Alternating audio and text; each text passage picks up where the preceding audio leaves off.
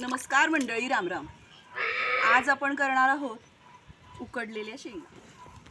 आता शेंगा उकडण्यासाठी पहिल्यांदा ज्या पातेल्यात आपण शेंगा उकडणार आहोत त्या पातेल्याला पांढऱ्या मातीचं बूड लावून देणार आहे.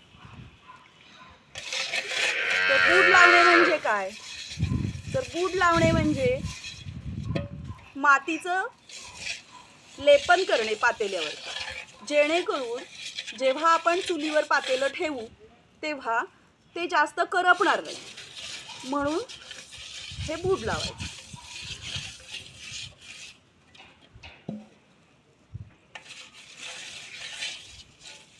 आता काही ठिकाणी हे बूड लावताना मातीमध्ये थोडीशी राखही मिसळतात. आता मी काही इथे मिसळलेली नाही आहे. मी नुसतंच मातीमध्ये पाणी शिंपडून त्याचं पातेल्याला लेपन करते.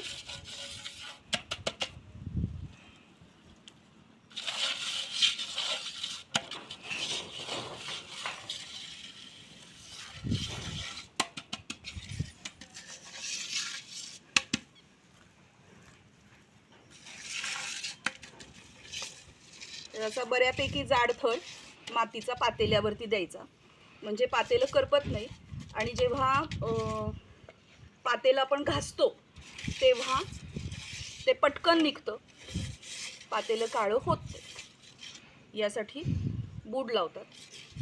पूर्वी जेव्हा घरोघरी चुलीवरती स्वयंपाक केला जायचा त्यावेळेस दुपारची भांडी घासली की लगेचच त्या पातेल्यांना, स्वयंपाकाच्या, भाताच्या, भाजीच्या पातेल्यांना बूड लावून ती अशी उन्हामध्ये वाळवत ठेवलेली असायची, जेणेकरून संध्याकाळचं काम सोपं व्हावं. आता आपण इथे या भुईमुगाच्या शेंगा घेतलेल्या आहेत. शेंगांना थोडी माती होती, थोडा वेळ भिजत ठेवून या शेंगा मी आता स्वच्छ धुतलेल्या आहेत आणि या शेंगा आता आपण त्या पातेल्यात घालून उकडणार आहोत.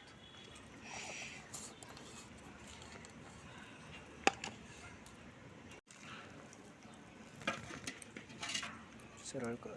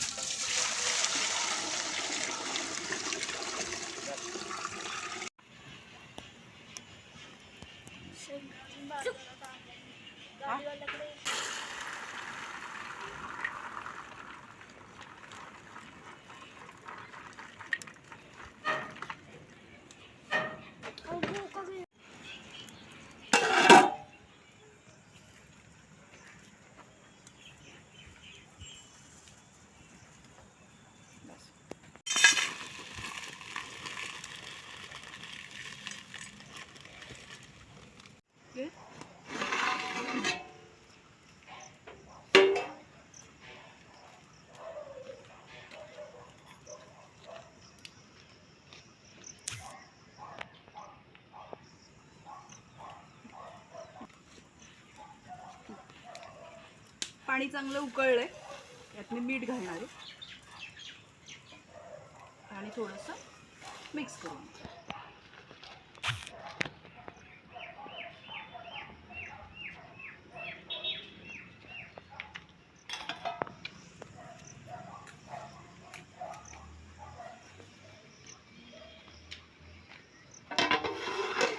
आणि झाकण ठेवून आपण चांगल्या शेंगा शिजवून घेऊया.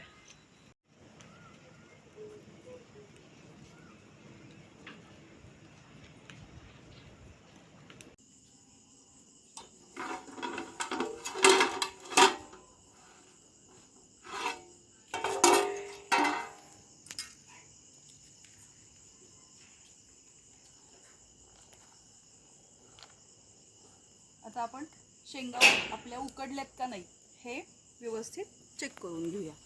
तर काही शेंगा मी आता झाऱ्यामध्ये घेऊन ताटलीत काढलेल्या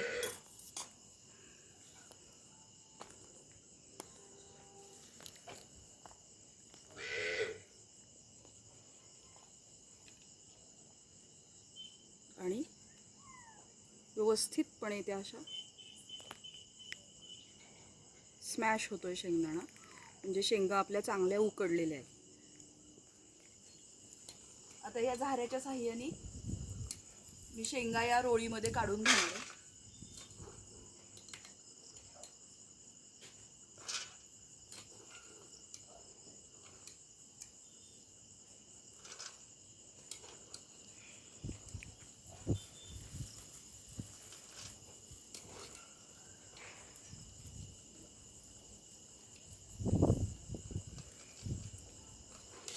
झाऱ्याच्या साह्याने काढल्यामुळं काय होतं, गरम पाणी आहे ते पूर्ण गाळून येतं. फक्त शेंगाच येतात झाऱ्यामध्ये आणि पाणी तसंच पातेल्यामध्ये पडत राहतं.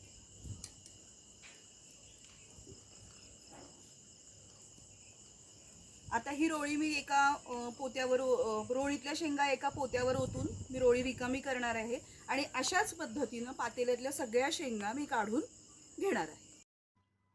तर अशा प्रकारे आपण भुईमुगाच्या ओल्या शेंगा उकडलेल्या आहेत. व्हिडिओ तुम्हाला कसा वाटला हे मला नक्की कळवा. व्हिडिओला लाईक करा, शेअर करा, कमेंट करा, चॅनलला सबस्क्राईब करा. राम राम.